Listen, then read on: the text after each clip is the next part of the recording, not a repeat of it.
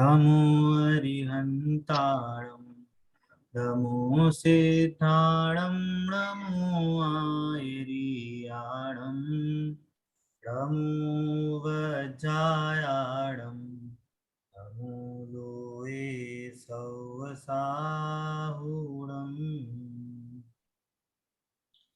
अभी हम मंगल प्रज्ञा 3 का हमारा दूसरा छंद, पहले पार्ट का दूसरा छंद चल रहा है। पहले छंद में हमने समझा कि अज्ञानी जीव से क्या क्या गलतियां होती हैं और उस गलतियों के माध्यम से हमने ये भी समझा कि उस गलतियों का हमें सुधार कैसे करना है। यदि वो गलतियां हमारे में हो रही हैं तो हमें वो सुधार कैसे करना है। और जब वो गलतियों का सुधार होता है तो हमें क्या क्या लाभ होता है, अर्थात भगवान का स्वरूप जानने से, देवशास्त्र गुरु का स्वरूप जानने से हमको क्या क्या लाभ होगा, वो हम इस दूसरे छंद में समझ रहे हैं, है ना। तो हमने इस दूसरे छंद में क्या क्या समझा कि जब हमने भगवान का स्वरूप समझा, अर्थात देवशास्त्र गुरु का स्वरूप समझा, तो सबसे पहला फायदा क्या हुआ कि अज्ञान और भ्रम, है ना, कुमति और विमोह, है ना, अज्ञानता और भ्रम, इसका नाश हो गया, पहला फायदा। दूसरा फायदा क्या हुआ, दूसरा फायदा क्या हुआ, कोई बता सकता है? वेद विज्ञान की कला सीख ली। हाँ, भेद विज्ञान की कला आ गई हमारे में, है ना, निज ज्ञान कला और जागी। और जब भेद विज्ञान हमारे को हो गया, है ना, जब भेद विज्ञान हमारे को हो गया तो उससे क्या पता चला, इस भेद विज्ञान से हमको सुख उत्पन्न हुआ है, इस भेद विज्ञान के कारण हमको सुख उत्पन्न हुआ है। तो जो हमें आत्महित का जो हमारे एफर्ट्स थे, है ना, आत्महित के जो हमारे एफर्ट्स थे, वो हम और रुचि से, उसमें हमारी रुचि और बढ़ गई कि हम अपना आत्महित करें, हम अपना कल्याण करें, इसकी हम में अब रुचि जाग गई। ठीक है, इतना पार्ट सबको क्लियर जी भैया। है ना। जनवाणी में ऐसा आता है, यदि कोई जीव पूर्ण विनय भाव से, पूर्ण एकदम रुचि से, एकदम फोकस तरीके से, यदि वो 6 महीने भी जिनवाणी पढ़े, उसको कोई और चीज की धुन नहीं हो, सिर्फ जिनवाणी स्वाध्याय करने की, तत्व चर्चा करने की, है ना, स्वरूप समझने की, वस्तु व्यवस्था समझने की, जैन धर्म के सिद्धांतों को समझने की यदि रुचि लग जाए तो 6 महीने काफी हैं। 6 महीने में वो सम्यक दर्शन उत्पन्न कर सकता है, ऐसा जिनवाणी में आया। बट वो पूरी रुचि होनी चाहिए, रुचि लगनी चाहिए, है ना। तो हमने अभी 3 फायदों के बारे में चर्चा की, है ना। अब इसके आगे हम अब पढ़ेंगे, ठीक है।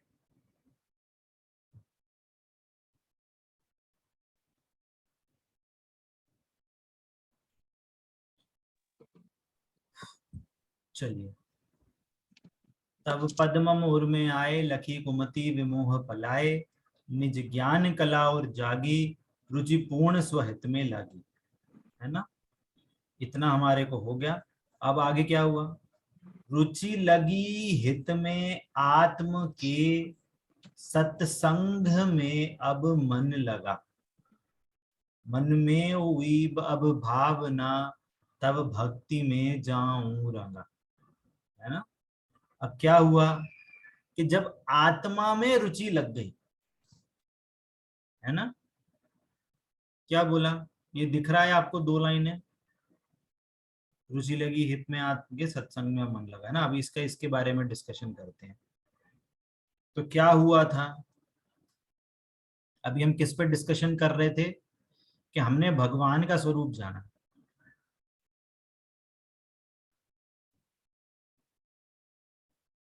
भगवान का स्वरूप जाना तो हमें भेद विज्ञान हुआ।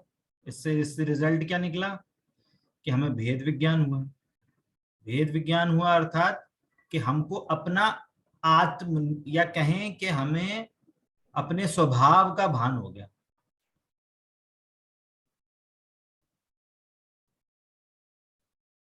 जब भेद विज्ञान हुआ तो हमें अपने स्वभाव का भान हो गया। तो अभी क्या था, हमें स्वभाव का जब पता चला, स्वभाव हमें को मुख्य हो गया, है ना। तो जैसे मान लीजिए किसी को सोने बनाने की विधि पता चल गई कि मिट्टी में से सोना कैसे निकालते हैं, वो विधि पता चल गई, तो अपना ज्यादा से ज्यादा समय कहाँ निकालेगा। अब सोना तो आया नहीं उसके पास, परंतु विधि तो उसको पता चल गई है, तो वो क्या करेगा कि वो अब उन्हीं लोगों के साथ उठेगा बैठेगा जो उस विधि को जानते हैं, उस विधि को जानने का प्रयास कर रहे हैं, है ना। या मैं एग्जांपल है, किसी को क्रिकेटर बनना है तो वो क्या करेगा, है? जो ऑलरेडी क्रिकेटर्स हैं या जिन्हें आता है उनके साथ ही रहेगा। एकेडमी ज्वाइन करेगा, कोचिंग क्लासेस जाएगा, भले ही स्कूल में कुछ ना पढ़े, वो स्कूल की पढ़ाई बस पास हो जाए, उतने एफर्ट्स करेगा कि पास हो जाए, पर उसका मेन एम क्या है, मेरे को क्रिकेटर बनना है। पूरे एफर्ट्स कहाँ लगाएगा कि क्रिकेटर बनने की प्रैक्टिस, बैटिंग की प्रैक्टिस, इसकी बॉलिंग की प्रैक्टिस, ये कपड़े चाहिए, वो वैसे चाहिए, ये टेक्निक चाहिए, ये सीखनी है, वो सीखना है। भले स्कूल बंक कर दे, आदर्श नहीं है, बट कहना क्या है, तो स्कूल बंक कर देगा और ज्यादा से ज्यादा समय एकेडमी में डालेगा। कहने का मतलब क्या हुआ कि जो चौथा चौथा फायदा है ना, चौथा फायदा यही है कि ज्यादा से ज्यादा समय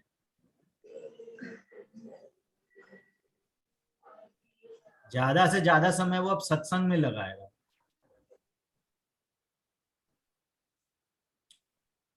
है ना। अब ये सत्संग क्या चीज होती है, व्हाट इज सत्संग। अच्छे लोगों का संग, या सज्जन पुरुष का तो साथ। ये सत्संग क्या चीज है। का संग मतलब उनके साथ रहना ज्यादा से ज्यादा। नहीं, सत्संग, साधु संतों का समागम। बिल्कुल। सत्संग, सत्संग का मतलब होगा, सत का मत, इसको संधि विच्छेद करें तो सत प्लस संग। सच्चे गुरुओं का संग का साथ। इसको, इसका मीनिंग क्या आएगा कि सच्चे गुरु, है ना, सच्चे गुरुओं का संग,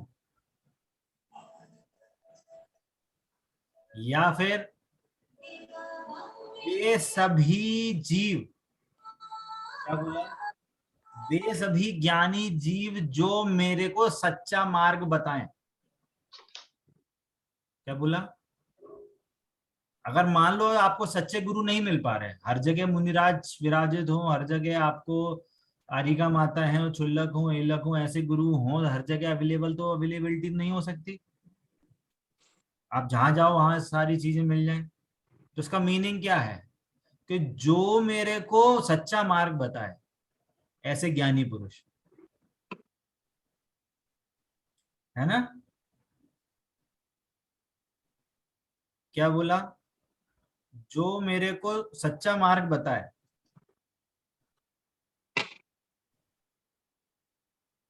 अब भैया फोर्थ पॉइंट ऐसे लिख सकते हैं, आत्मा में रुचि होने पर सच्चे गुरु और स्वाध्याय में रुचि होने लगी।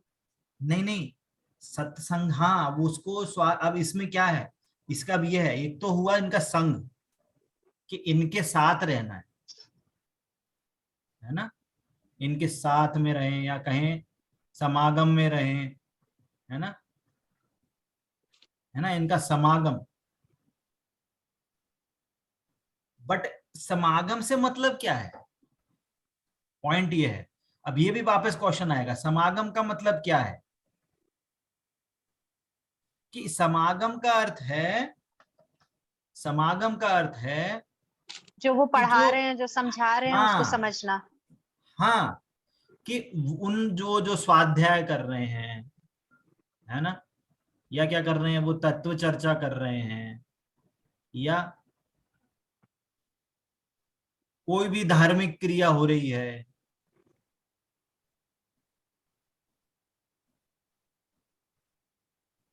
हमें इसमें अब अच्छा लगने लगा, है ना, इसमें अच्छा लगने लगा। अच्छा का भी मीनिंग क्या है? अच्छा का मीनिंग है हितकारी, कि हमें स्वाध्याय में अच्छा लगने लगा, हमें तत्व चर्चा में अच्छा लगने लगा, उनके साथ जो भी धार्मिक क्रियाएं हो रही हैं, पूजा पाठ, है ना, सामायिक व्रत नियम संयम, जो भी हम उनसे सीख रहे हैं, वो क्यों हितकारी लग रहा है, वो क्यों अच्छा लग रहा है? क्योंकि उनके अंडरलाइंग, कहना चाहिए उसमें जो हिडन हिडन हिडन जो भाव है ना, वो हिडन भाव क्या है? वो हिडन भाव है इसका स्वहित, या कहें हमारा, हमको सम्यक दर्शन प्राप्त करना है, या हम कहें सम्यक तो हमें प्राप्त करना है, हमें इसकी प्राप्ति करनी है, उसकी अंडरलाइंग मैसेज ये है। इसलिए अब हमें उस सत्संग में मन लगने लगा, है ना, इसमें सब कुछ डाल दो, इसमें इसमें ज्ञानी ज्ञानी जो पुरुष हैं वो भी आएंगे, है ना, ये सेकंड पॉइंट था। इसमें क्या आएगा, कोई शिविर लग रहा है कहीं पे, जिनवाणी का कोई शिविर लग रहा है, वो भी आएगा, है ना, कहीं विधान आदि क्रिया हो रही है, क्या पंच कल्याणक हो रहे हैं, जहां जहां पे हमें ज्ञानियों का समागम मिलेगा वो सब सब जोड़ लेना, बट किस शर्त पे? कि वहां पे स्वाध्याय तत्व चर्चा धार्मिक क्रिया ये सारी चीजें हो रही हो, और वहां पे स्वहित का मुख्य उद्देश्य हो। जहां हमें स्वहित का मुख्य उद्देश्य हो, सम्यक प्राप्त करने का मुख्य उद्देश्य हो, वो सारी क्रियाओं में अब हमें मन लगने लगे, है ना। इसका मतलब क्या है? अब इसकी नास्ती, नास्ती क्या है? कि अब हमें क्या घूमने में हित नहीं लग रहा, पार्टी पर में आदि में हित हित नहीं नहीं लग लग रहा। रहा, शादी आदि समारोह में हित नहीं लग रहा, शॉपिंग में हित नहीं लग रहा।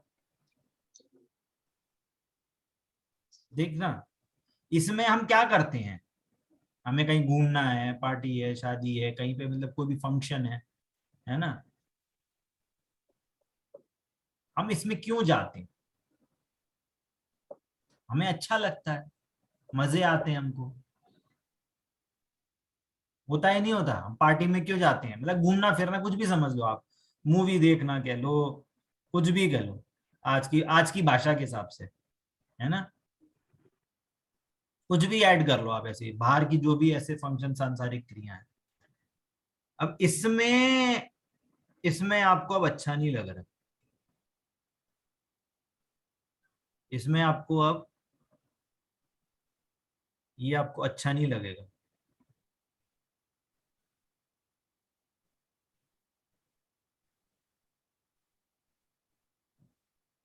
क्यों? अब वो उसको हित किस में लग रहा है? मैं स्वाध्याय करूं, तत्व चर्चा करूं, मैं सीखूं, जैन धर्म में क्या सिद्धांत बचाए हैं वो बताए हैं, वो मैं सीखूं। अब देखना क्या बोल रहे हैं, ये भले ही मान लो क्रियाएं हो आज की डेट के साथ, ये पहले तो नहीं होती थी, पहले तो नॉर्मल कुछ समारोह हो जाते थे, कुछ ऐसी चीजें हो जाती थी, वहां पहले तो शॉपिंग होती नहीं थी, पहले तो कोई मूवी वूवी चलती नहीं थी, पार्टी आदि तो होते नहीं थे, बट आज के हिसाब से कह रहे हैं, है ना। तो अब यहाँ कहने का मतलब क्या, मान लो ये चीज हो भी, है ना, सामाजिक जिम्मेदारी समझ लो या कुछ भी समझ लो, इसमें आपको जाना पड़ रहा है, शादी फंक्शन आदि में जाना पड़ रहा है, तो बहुत से लोग क्या करते हैं, उस वो चीजों का त्याग करते हैं, नियम लेते हैं कि नहीं भैया महीने में एक जाएंगे, या घर परिवार की बहुत नजदीकी होगी तो इस परिवार तक के रिलेशन तक के जाएंगे, या शादी का पूर्ण तरह से त्याग ही ले लेते हैं, भैया अब हमारा टाइम अब ज्यादा से ज्यादा हम धर्म चर्चा में लगाएंगे, धर्म सीखने में लगाएंगे, सामायिक आदि क्रिया में लगाएंगे, स्वाध्याय आदि क्रिया में लगाएंगे, हमारा जो भी व्रत आदि हमने लिया है, नियम लिया, हम उसका पालन करेंगे, तो उसका उन चीजों का वो त्याग ले लेते हैं। और कदाचित होता भी है तो हितकारी बुद्धि से नहीं जाते कि भैया ठीक है अब जाना पड़ रहा है। बात समझ में आ रही है? इस चीज से हमें सीखना चाहिए कि हम इस हमारा इसका मतलब कि हमारी बुद्धि किधर जा रही है, हम किस चीज में अपने को हितकारी मान रहे हैं। इन सब चीजों में अब वेस्ट ऑफ टाइम लगने लगे। हाँ, ये लगेगा यार फालतू ही टाइम पास हो रहा है ना, वो सही बोला, ये सब क्या लगेगा, ये सब लगेगा वेस्ट ऑफ टाइम, वेस्टेज। और कौन सा टाइम, बहुत ही बेशकीमती टाइम जो हम अपनी तत्व चर्चा स्वाध्याय आदि में लगा सकते हैं। ऐसा नहीं है कि ये नहीं जाए तो घर पे बैठ के टीवी देखने लगे, घर पे बैठ के गप्पे मारने लगे, वो नहीं, वो टाइम को हटा के हम अच्छे अपने स्वहित में हमारे जो कार्य होंगे हम उस पर लगाएंगे। ठीक है, फोर्थ पॉइंट क्लियर हुआ सभी को, है ना? तो ये हमारा फोर्थ पॉइंट था कि ज्यादा से ज्यादा अब सत्संग में हमें अपना मन लगने लगा। ठीक है, आगे क्या बोल रहे हैं, क्लियर हुआ सभी को, इसमें सभी कोई डाउट? क्लियर है? ठीक है, आगे क्या बोल रहे हैं, मन में हुई अब भावना तब भक्ति में जाऊं रंगा। अब इसका मतलब क्या है कि अब मैं, ऐसी भावना हो रही है कि हे भगवान आपने हमको ऐसा मार्ग बताया, है ना, आपने हमको ऐसा मार्ग बताया, तो अब मेरे को जो ऐसा फायदा हुआ है, क्या हुआ, मेरे को जो ये फायदा हुआ, तो आपने जो मेरे को मार्ग बताया था इसी कारण से मेरे को फायदा हुआ है, मैं उसी मार्ग पे चला, आपने जो मेरे को वीतराग धर्म का जो मार्ग बताया, अपने आज स्वभाव को समझने का जो मार्ग बताया, मेरे को अब उसका लाभ हो रहा है, मेरे को बहुत शांति का अनुभव हो रहा है। तो मैं अब जिससे मेरे को वो फायदा हुआ है, और मैं रोज मंदिर जाऊंगा या कहीं भी बैठूंगा, तो मेरा मन क्या करेगा कि मेरा मन अब उन्हीं के गुणानुवाद में ही लगा रहे। मान लो आपको कुछ बहुत बड़ी बीमारी हुई हो, मतलब एग्जाम्पल के तौर पे है, मान लो आपको कोई कैंसर हो जाए या कुछ ऐसी बीमारी हो जाए जिसका बहुत ही अचूक मतलब कोई इलाज नहीं था बट मतलब बहुत कम प्रोबेबिलिटी थी कि सही हो पाए, और किसी एक डॉक्टर के पास गए, उसने वो बीमारी पूरी जड़ से निकाल दी जिसका कोई सोच भी नहीं सकता था। तो भले ही वो डॉक्टर आपके पास हो चाहे ना हो, 10 लोगों के बीच में बैठे हो, आप ऐसा टाइम, आप ऐसा कोई चीज आप बोल ही नहीं पाओगे कि नहीं उन्होंने कुछ नहीं करा, नहीं, हम तो उन्हीं के कारण जिंदा हैं, वे हमारे लिए भगवान बन के आए थे, वे हमारे लिए इंद्र बन के आए थे कि उन्होंने हमको दूसरा जीवन दे दिया। बोलो, अपन ऐसे घर चलते कोई ऐसी कोई चीज बीमारी हो जाए तो अपन डॉक्टर का बोलते कि नहीं नहीं भैया उस डॉक्टर के पास जाना, उसने बहुत अच्छे से इलाज किया था, उसने बहुत अच्छे से हार्ट सर्जरी कर दी थी। वो लोग बोलते हैं कि नहीं बोलते, यार अपन ने लोगों को बोलते सुना है कि नहीं सुना? वैसे ही जो ज्ञानी पुरुष होते हैं, कभी उनके पास ऐसा रहता है कि वो टाइम फालतू जा रहा है या फालतू लग रहा है ना, तो फिर अपना ज्यादा से ज्यादा टाइम भगवान की भक्ति में लगाते हैं, है ना। फिफ्थ पॉइंट क्या है कि जब फायदा हुआ तो अब क्या होगा कि हम अपना टाइम, अपना समय भगवान की भक्ति में लगाएंगे।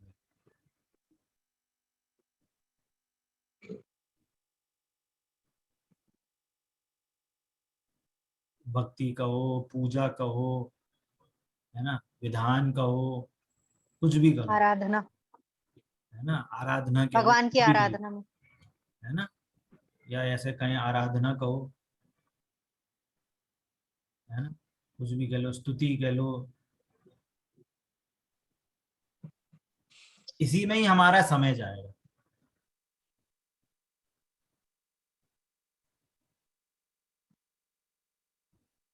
समझ में आ रही है बात? तो ज्यादा से ज्यादा वो यही लगाएगा, वही सेम चीज। क्या बैठे हैं, मान लो कोई ऐसा है व्यक्ति, क्या, कि शॉप में बैठा है ना, अब कोई ग्राहक नहीं आ रहा, ऐसा नहीं कि गप्पे मार रहे बैठे और भैया क्या हाल चाल चल रहा है, और भैया तुम्हारे घर में क्या चल रहा है। अगर वो सही में धर्मात्मा पुरुष होगा तो क्या करेगा, पूजन भक्ति की आदि पुस्तकें रखेगा अपने पास, भक्ति ही पढ़ा करेगा, स्तोत्र पढ़ते हैं लोग बहुत सारे, भक्ति आदि, भजन आदि, स्तुतियां आदि पढ़ते हैं, मन भले ही शॉप में बैठे पर अपना टाइम को यूटिलाइज कर रहे हैं। बहुत से लोग तो अपनी जिनवाणी ही रखते हैं, ये खाली टाइम रहता है, इस टाइम पे कम ग्राहक आते हैं, तो अपने जो भी उनके शॉप के जो 2-3 लड़के हैं उनको बोल देते हैं, भैया तुम देखो मैं यहाँ से बैठ के देख रहा हूँ, वो अपना स्वाध्याय कर रहे हैं। या टाइम निकला तो सब निकल गए, किसी ज्ञानी धर्मात्मा पुरुष के पास वहां आधा आधा घंटे बैठे, तत्व चर्चा करके वापस आ गए। तो उसको क्या लगता है, उसको ये लगता है कि ये सब चीजों में खाली बैठे हैं तो कम से कम उसको यूटिलाइज करें, है ना। तो कहने का मतलब क्या है कि वो जीव क्या है, वो समय को यूटिलाइज करना चाहता है। प्रमादों में वेस्ट ऑफ टाइम लगेगा। समय को यूटिलाइज करना है उसको, तो कहाँ करेगा इस समय को यूटिलाइज, कि देवशास्त्र गुरु के सानिध्य में ज्यादा से ज्यादा रहेगा,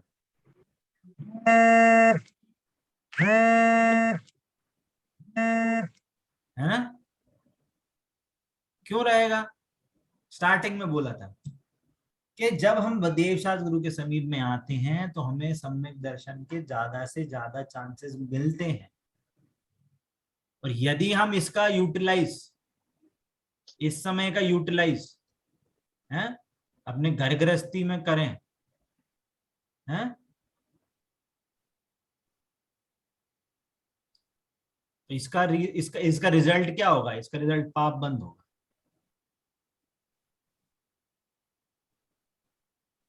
और देवशास्त्र गुरु का सानिध्य है तो चांसेस हैं,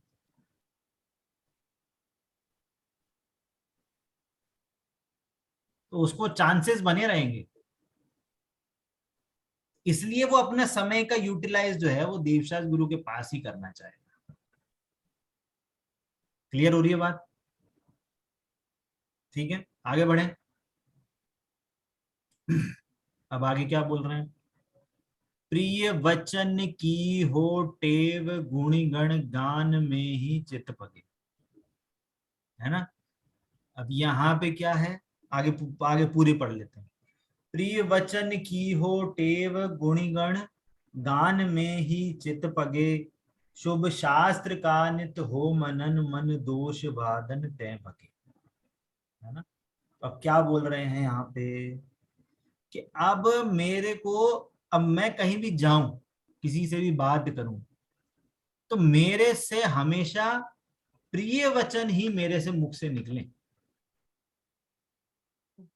है ना। छठवा क्या है, छठवा पॉइंट क्या हुआ,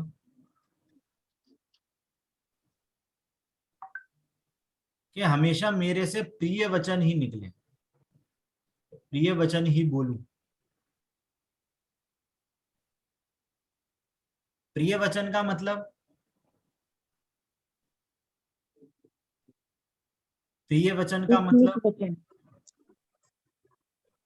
मृदु भाषी हूँ। भाषा। स्वाद मतलब स्वाध्याय और धर्म से ही रिलेटेड बातें, मतलब उन्हीं की चर्चा मुंह से निकले, उसी की चर्चा करें हम। प्रिय वचन का मतलब है कि जिससे हित हित हो सबका, हितकारी,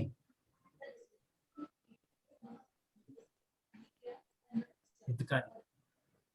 और वो हितकारी भी कैसा होगा कि एक तो धर्म धर्म में लगा है, या दूसरे व्यवहार से कहें, या तो वो शारीरिक जो स्वस्थता है या शारीरिक स्वास्थ्य के बारे में बात करेंगे। मतलब कहने का शारीरिक मतलब क्या, स्वास्थ्य के बारे में। कहने का मतलब ये कि मैं ये अगर कोई बात कहूं किसी के लिए, तो मैं ये नहीं बोलूंगा भाई तुम अच्छा बिजनेस बढ़ा लो, तुम ऐसा कर लो, तुम वैसा कर लो, वो नहीं। भैया धर्म में लगो। अगर धर्म में लग नहीं पा रहे, कुछ नहीं कर पा रहे, वो नहीं समझ रहा है, तो भी मैं ऐसी कोई बात नहीं कहूंगा जिससे उसका कोई अहित हो। मतलब कि कोई शारीरिक अहित ना हो। हम ऐसी चीज की अनुमोदना नहीं करेंगे कि जाओ भैया जाओ कोल्ड ड्रिंक पियो, जाओ आइसक्रीम खाओ, जाओ ये भी खाओ, फलाना ढिमका पिज्जा पास्ता खाओ। ऐसी चीज को हम नहीं, वो चीज नहीं बोलेगा। बोलेगा भैया संयम से खाना खाओ, ये वाली चीज खाओ, तुम्हारा शास्त्र बना रहेगा। तो व्यवहार से जो चरणान योग रूप जो कथन होते हैं, उनका हित पुण्यबंध तो होता ही है, साथ साथ में शारीरिक स्वास्थ्य का भी एक एड ऑन फायदा रहता है। तो हम उससे संयम आदि का उपदेश देंगे कि बाहर की चीजें नहीं खाना, बाहर की ऐसी चीजें मत करना, तुम्हारा ये आचरण ऐसा हो रहा है, इससे तुम्हें स्वास्थ्य में हानि हो सकती है, या तुम्हारे को पाबंद हो सकता है। तो जो व्यावहारिक जन है, भले ही कोई जैन ना हो, जैनों से आपकी कोई दोस्ती हो, अब उसके साथ में थोड़ी ना कोई धर्म की बातें करोगे आप। कोई भी व्यक्ति मिल सकता है, आपके आस पड़ोस में कोई भी व्यक्ति हो सकता है, तो हम उससे ऐसी बातें नहीं करेंगे, हाँ भाई हाँ खाओ खाओ खाओ, रोजाना चल रहे हैं खाओ, अब तो व्रत चल रहे हैं, हाँ आप भी करो। हम ऐसे बोलेंगे हाँ आपको जो स्वास्थ्य के अनुकूल है आप वैसे वैसी चीजें करना। बात समझ में आ रही है? और जो भी ये कथन हो, ये जो भी कथन हो, ये जिनवाणी के अकॉर्डिंग हो।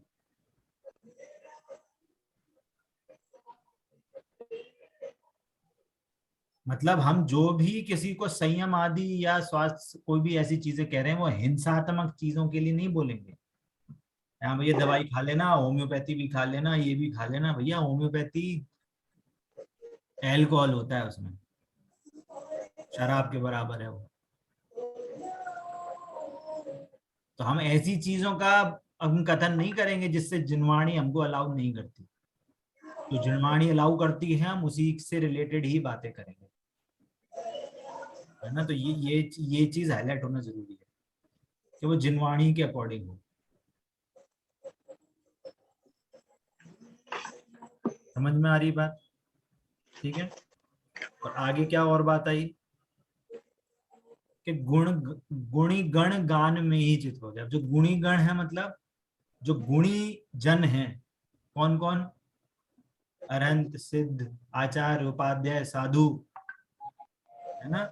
और जो आसपास में आपके जो भी ज्ञानी धर्मात्मा पुरुष हैं, हम उन्हीं के ही गुणगान हमारे मुख से हो, है ना।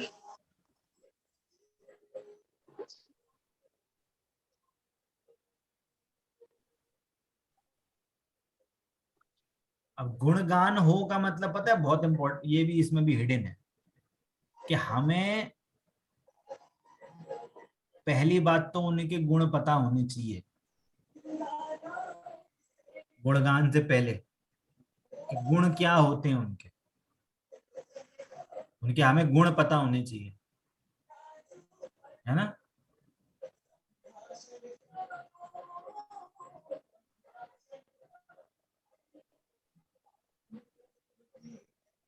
तो दूसरी चीज,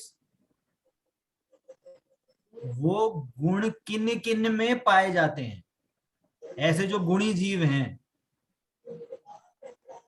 है ना, कि पंच परमेष्टि हैं, है ना, जिनवाणी है, या कहीं धर्म है हमारा, उसके भी गुण हमें पता होने चाहिए। या कोई भी हमारे आसपास में जो जो भी ज्ञानी धर्मात्मा है,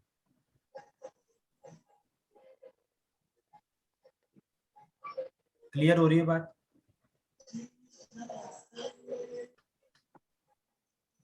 हमारा अब सारी उसमें ही गुणगान में ही चित्त पगे। पता है चित्त पगे का मीनिंग क्या है? भक्ति है, भक्ति। भक्ति हो सकता है आप सबने लुकी हो, चित्त सुनी हो। यानी मन, है? चित्त यानी मन। नहीं नहीं, एक भक्ति है। क्या है भक्ति? अपना ही रंग मोहे रंग दो प्रभु जी, रंग दो रंग दो रंग दो प्रभु जी, अपना ही आत्मा रंग का मोहे रंग रंग दो प्रभु जी, जी। ज्ञान में मोह की धूल लगी है, उससे मुझको छोड़ा दो प्रभु जी। अब इसको सही करेंगे लाइन। ज्ञान में शुद्धात्मा की रुचि लगी है,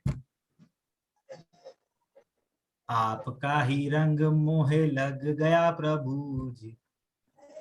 हमें वो जो पुरानी जो स्तुतियां है ना, हमें उसको चेंज करना पड़ेगा, है ना। कितने ही हम उसमें उसमें गाते हैं, क्या अर्घ में ये उसका है,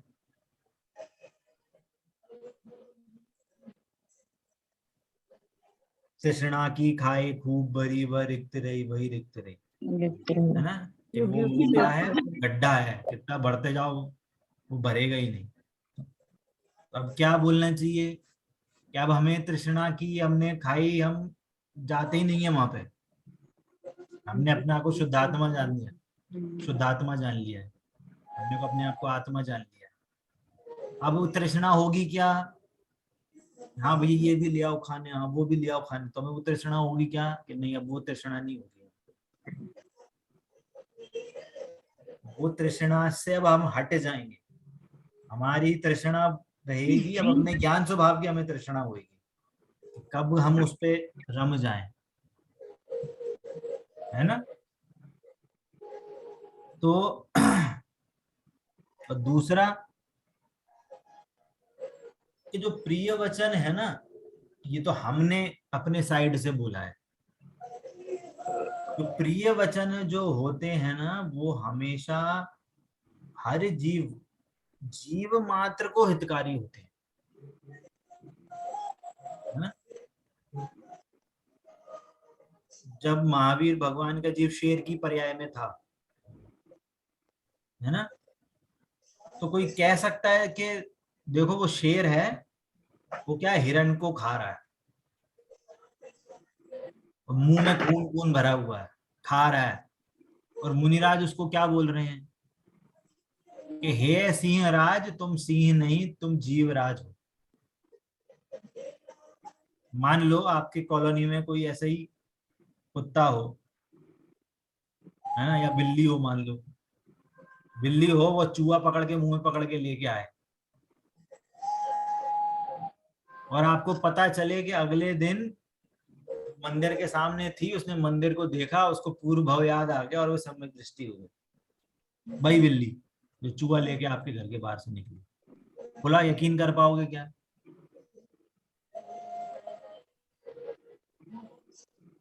कि मुनिराज ने जो ऐसे प्रिय वचन कहे थे, वो उसको समझ में आ गए, उसको सिंह को, शेर की पर्याय में भगवान को, उनके पूर्व भाव में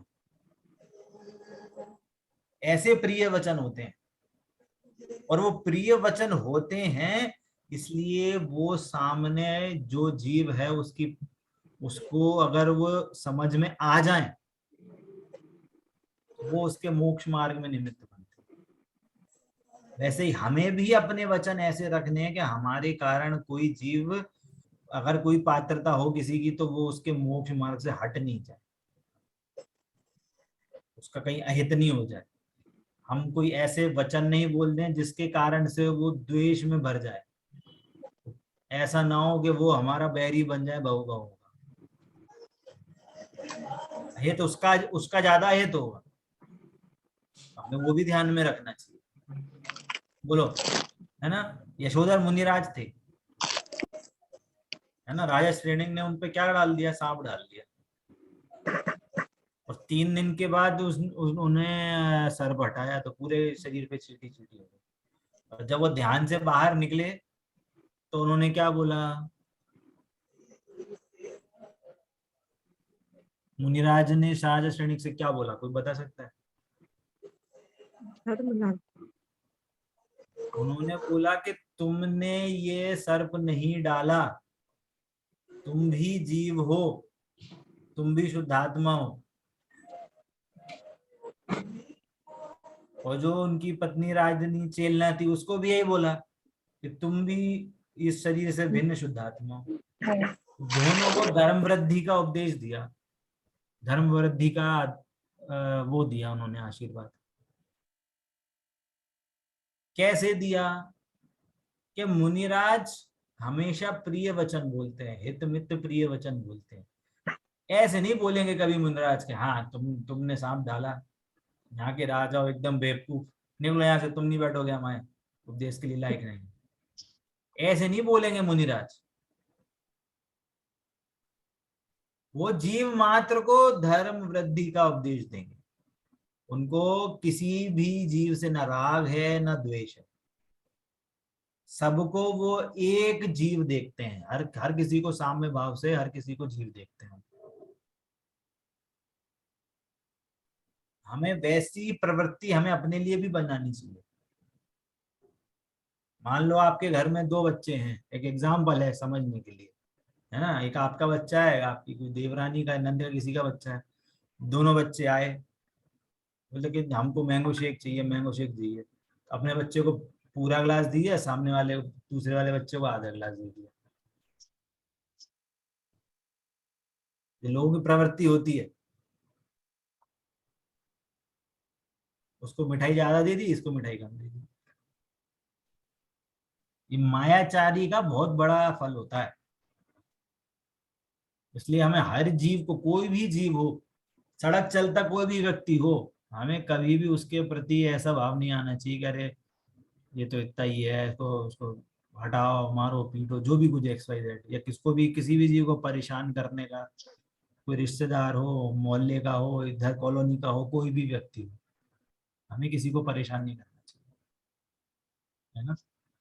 तो ये तो परेशान नहीं करना तो व्यवहारिक चीज है, बट हमें हमेशा हर किसी से धर्म वृद्धि की ही बात करनी चाहिए, वो धर्म वृद्धि का ही उपदेश देना चाहिए। ठीक है, धीरे धीरे जब समझेंगे, हमारी जब बुद्धि वैसी होगी तो अपने आप होगी, पर हमारे माइंड में ऐसी बात समझ में आए तो वो काम होगा। ठीक है, और आखिरी पॉइंट, शुभ शास्त्र का नित हो मनन, मन दोष वादनते भगे। बस और क्या बचा, क्या वो जितना भी ज्यादा से ज्यादा समय होगा, है ना। 8वां पॉइंट क्या है कि हमेशा शुभ शास्त्र, शुभ शास्त्र मतलब सच्चे, सच्चे शास्त्र का हमें सदा मनन चलता रहे, मतलब चिंतवन चले, मतलब हमें हमेशा उन चीजों की रिकॉलिंग होती रहे, या कहें, इसका क्या वर्ड कहें उसको, जैसे कभी कभी ऐसे होता है ना दिन में, तो कोई सुबह सुबह कुछ ऐसी मन में कोई माइंड में गाना अटक जाता है, पूरे सारा दिन दिन भर वो वही गाना चलता रहता है वो। चलता रहता है, चलता रहता है। वो क्या कहते हैं उसको, कैसेट अटक जाती है। वैसे ही हमें, हमारे को इनकी जो हमने शुभ शास्त्र में जो हमने क्या पढ़ा है ना, शुभ शास्त्र में हमने क्या पढ़ा, कोई सिद्धांत पढ़ा,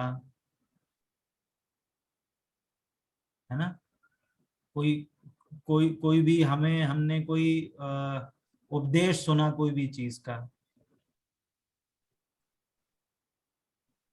है ना, कि हमें ऐसा करना चाहिए कि ऐसा नहीं करना चाहिए, है ना। कोई भी हमने कोई भी क्या ना चाहिए, कुछ तत्व की बात सुनी, तत्व प्लस अर्थ, मतलब ये जीव है, जीव करता नहीं है, शरीर का करता नहीं है, तो हमने उसका स्वभाव भी जाना और वस्तु भी जानी।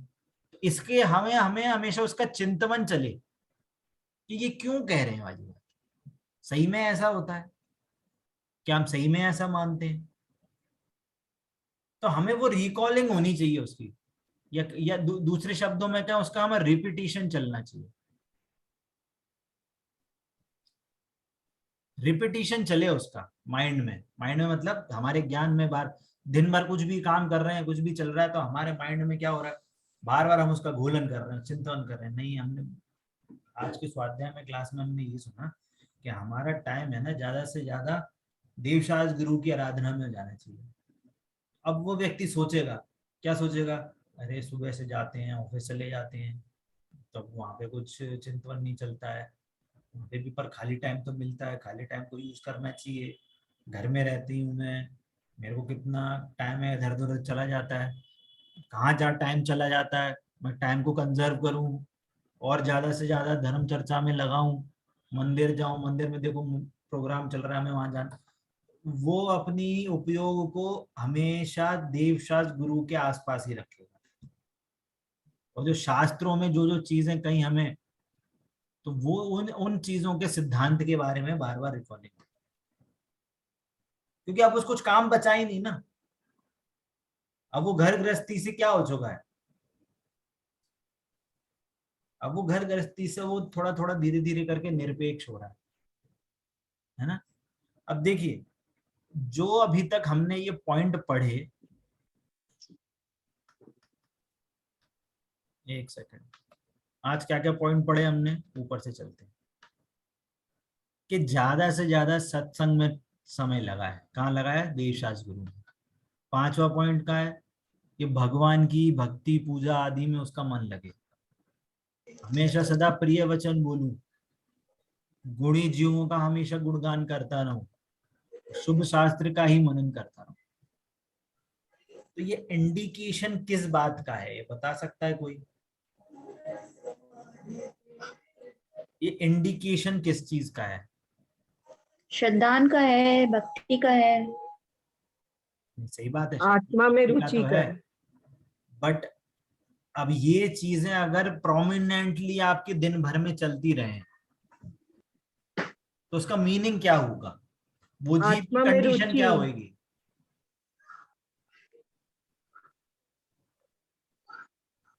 नहीं समझे क्वेश्चन, मैं बस समझाता हूँ। यदि कोई जीव इन्हीं कार्यों में लगा हुआ है तो उसका इंडिकेशन है, सम्यक की प्राप्ति। वो इंडिकेशन है कि वो सम्यक दर्शन के पास है, इंडिकेशन है, जरूरी नहीं है अभी सम्यक दर्शन हो नहीं हो, वो बात की बात है ना, सम्यक दर्शन के पास है। या फिर कहें, या दूसरी कंडीशन क्या है, इसका इंडिकेशन क्या है, कि वो ज्यादा से ज्यादा समय अब दीक्षागुरु गुरु के पास रहेगा ना, तो उसको व्रत संयम के भाव हुए,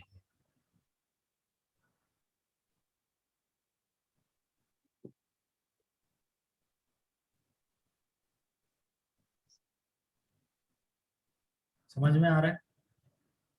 अब जब कोई जीव मंदिर में ही रहेगा, घर में भी आएगा तो जिनवाणी पढ़ता रहेगा, जब भी कहीं जाएगा तो सत्संग में ही, कहीं बाहर जाएगा वहीं पे तत्व चर्चा करेगा, हमेशा गुरुओं के पास रहेगा, तो उसके भाव भीजेंगे, ये ऐसा कहा जाता है। क्या बोला? वो एक जो भूमि है, भावों की जो भूमि है, वो अब नमी को सोखने लगती है, धर्म को। जैसे पहले तो क्या थी, पहले तो बंजर जमीन थी, कुछ भी धर्म के उपदेश जाते थे तो क्या है, वो बीज लगाया, कुछ उगा ही नहीं, बीज और खराब हो जाता है, बंजर जमीन में कुछ नहीं होता, उगता उसमें। तो देवशास्त्र गुरु के समागम में रहेंगे, उनके साथ तत्व चर्चा करेंगे, स्वाध्याय करेंगे, उससे क्या होगा कि भावों में विशुद्धता आएगी, कषायों में मंदता होगी। कषाय में मंदता होगी अर्थात कि जो वो जमीन थी ना, बंजर जमीन, उसमें धीरे धीरे धीरे करके वो पानी जाने लगा, तो वो धीरे धीरे करके नमी को रिटेन करने लगा, नमी को सोखने लगा, तो उसको बोलते हैं कि वो जमीन है ना भीज गई। और जब ऐसी जमीन भीज जाती है ना, जब उसको उस जमीन में पानी को रोकने की शक्ति उत्पन्न हो जाती है, उसमें यदि आप धर्म का बीज लगाएंगे, व्रत नियम संयम के माध्यम से, तत्व निर्णय के माध्यम से, ना, और मुख्यता क्या है तत्व निर्णय, कि हमारा श्रद्धांत सच्चा हो, मैं शुद्धात्मा हूं, मैं शरीर नहीं हूं, इसका एक अटूट श्रद्धान का बीज अगर बो दिया उस कंडीशन में, तो वो बीज जैसे ही अंकुरित होगा वैसे ही समझ लो करोड़ों साल के लिए, अनादि काल के लिए अब वो काम हो गया। अब वो जो पौधा, इतना सा पौधा उगा है ना, अब इतने सालों तक फल देने की शक्ति है उसमें। वैसे ही जब किसी जीव को इस रूप भाव होते हैं, उसको सम्यक दर्शन के पास हो जाता है, या कहें उसके चांसेस हो जाते हैं, चांसेस बढ़ जाते हैं, या फिर उसको व्रत नियम संयम के भाव होने लग जाते हैं। व्रत नियम संयम के भाव हो जाते हैं, इसकी भी एक अंडरलाइन मीनिंग है उसका, कि वो स्वहित करना चाहता है, अपना कल्याण करना चाहता है, मतलब मोक्ष मार्ग में बढ़ना चाहता है। व्रत नियम संयम अकेली क्रिया से नहीं जोड़ना, यहाँ पे वापस, है ना। एक सेकंड, ये किसने कर दिया? कुछ लिख दिया, छोड़िए। कहने का मतलब क्या है कि उस व्रत नियम का हमें इंडिकेशन, हमारा अर्थ अकेला शरीर की क्रिया से नहीं है। हमारा मेन उद्देश्य व्रत नियम संयम का भी यह है कि हमारा उससे स्वहित हो, हम ज्यादा से ज्यादा समय घर गृहस्थी से हटाएं, अपना जितना ज्यादा समय हम अपने को तत्व निर्णय करने में, स्वाध्याय करने में, अपने को सामायिक करने में, ध्यान करने में हमारा हित जाए ज्यादा से ज्यादा। ठीक है। अब जो तीसरा छंद आ रहा है, ये उसका इंडिकेशन है। ये थर्ड जो छंद है उसमें इसकी बात होगी, ये थर्ड छंद की है। अब उसमें थर्ड छंद में आप देखेंगे, अब वो व्रत के भाव उसमें उत्पन्न होने लगे, वो मोक्ष मार्गी हो गया। यहाँ पे सेकंड छंद में तो उसको सम्यक दर्शन, सम्यक ज्ञान और उसको सम्यक चारित्र उत्पन्न हो गया। सम्यक चारित्र मतलब उसको निर्भीकता, शांति, निर्भयता उसको उत्पन्न हो गई कि अब मैं मर नहीं सकता, ये शरीर और मैं नहीं हूं, शरीर का नाश होने पे मैं नहीं मर सकता। तो जो निर्भयता प्रकट हुई है, जो निश्चिंता प्रकट हुई है, तो एकदम छोटी सी, एकदम 0.000% की वीतरागता प्रकट हुई है। वो बाहर से नहीं दिखती अभी, जब तक व्रत नियम संयम नहीं होते, पर उसको वीतरागता है। अब जब वो धीरे धीरे करके देवशास्त्र गुरु के समीप आने लगा, सत्संग में आने लगा, गुणी जनों के साथ रहने लगा, अब धीरे धीरे उसके व्रत के भाव होने लगे। अब वो व्रत के भाव कैसे होते हैं वो हम थर्ड छंद में पढ़ेंगे। ठीक है, क्लियर होती है बात सभी को? तो यहाँ पे हमारा अभी सेकंड छंद का हमारा पूरा अर्थ कंप्लीट हो गया है। ठीक है, ये जी इसमें क्या होगा? मन दोष वादन ते भगे, यानी कि वादन मतलब हाँ, ये लाइन छूट गई कि जब हम शास्त्रों का हमारा नित्य मनन रहेगा, हम हमेशा अपने शास्त्रों का चिंतन मनन करेंगे, तो हमारे जो मन में जो दोष थे वो शुभ शास्त्रों को पढ़ने से वो हमारे मन के दोष भाग जाए। हमारे तो ज्ञान ये में जो हमारे दोष थे, मतलब 9th पॉइंट हो गया भैया जी फिर। वो उसी का ही है, 8th के पॉइंट के आगे ही है ना। एक बार वो इसका पीडीएफ के उस पे कर दीजिए भैया। हाँ हाँ मैं करता हूँ। इसका रिजल्ट क्या है?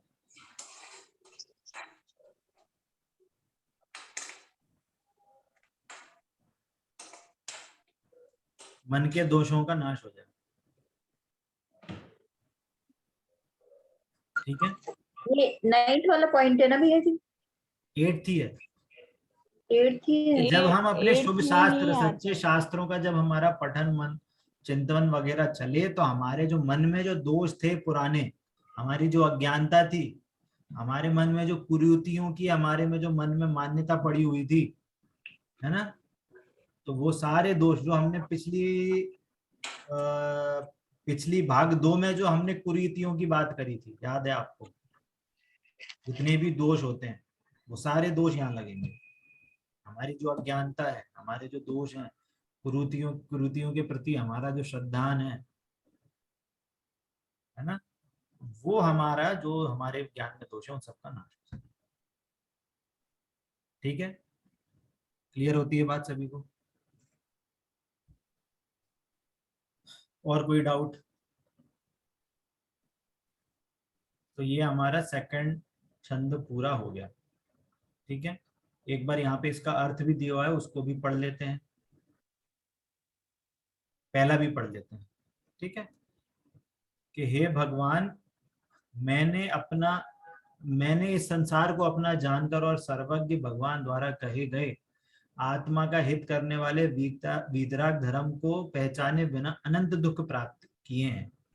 आज तक मैंने संसार बढ़ाने वाले और सच्चे सुख का नाश करने वाले पंचेंद्रियों के विषयों में सुख मानकर सुख के खजाने स्व पर भेद विज्ञान रूप अमृत का पान नहीं किया है ना। ये पुराने में जो उसने गलतियां करी थी उन सबको उसने स्वीकारा। अब वो क्या करना है, वो सही, अब सही चीज उसने जान ली, भगवान का स्वरूप जान लिया। तो अब क्या बोल रहा है वो जीव कि आज आपकी चरण मेरे हृदय में बसे हैं, मतलब मैंने भगवान का स्वरूप जान लिया। उन्हें देखकर कुबुद्धि और मोह भाग गए हैं, मतलब अज्ञानता और जो मेरे में मिथ्यात्वता उसका नाश हो गया। आत्मज्ञान की कला हृदय में जागृत हो गई है और मेरी रुचि आत्महित में लग गई है। सत्संग में मेरा मन लगने लगा है, अर्थात जो हमें सच्चा मार्ग बताते हैं, हमारे सच्चे गुरु हैं, उनके पास मेरा रहने का मन लगने लगा है। अतः मेरे मन में यह भावना जागृत हो गई है कि मैं आपकी भक्ति में ही रमा रहूं। हे भगवान, यदि वचन बोलूं तो आत्महित करने वाले प्रिय वचन ही बोलूं। मेरा चित्त गुणीजनों के गान में ही रहे अथवा आत्महित के निरूपक शास्त्रों के अभ्यास में लगा रहे। मेरा मन दोषों के चिंतन और वाणी दोषों के कथन से दूर रहे। ना? कि हम जब गुणीजनों के साथ रहें, जिनवाणी का मनन चिंतन करें, अभ्यास करें, तो हमारे मन में जितने भी दोष हैं, है ना, चाहे मन के दोष कहो, उसमें हमारे वचन के दोष कहें, वाणी के दोष कहें, शारीरिक हमारे हमारे जो आचरण के दोष हैं, वो सारी चीजें इंक्लूडेड है ना, क्योंकि उन सबका सृजन कहाँ है, हमारे ज्ञान में ही होता है। ज्ञान में यदि हमारे में दोष रहेगा तो वचन भी दूषित है, हमारा आचरण भी दूषित है। ज्ञान में हमारे में सम्यकपना है तो हमारी वाणी भी हित में प्रिय वचन रहती है, और हमारी जो चर्या है वो भी हमारी दोष रहित होती है ना, तो वो उसमें इंक्लूडेड है। ठीक है, तो ये हमारा अब सेकंड छंद खत्म हुआ है। नेक्स्ट छंद हम नेक्स्ट क्लास में पढ़ेंगे। अभी तक कोई क्वेश्चन है तो पूछ सकते हैं। आजकल कोई क्वेश्चन ही नहीं पूछता, या तो सबको समझ में आ रहा है या सबको बाउंसर जा रही है। आज की क्लास तो बहुत ही अच्छी हुई भैया जी। बहुत अच्छी हुई आज की क्लास। आपको समझ में आ रहा है तो इतना मतलब आनंद। सब डिटेल में भी हो जाता है ना, इसलिए सब समझ में आ जाता है। ठीक है, चलिए।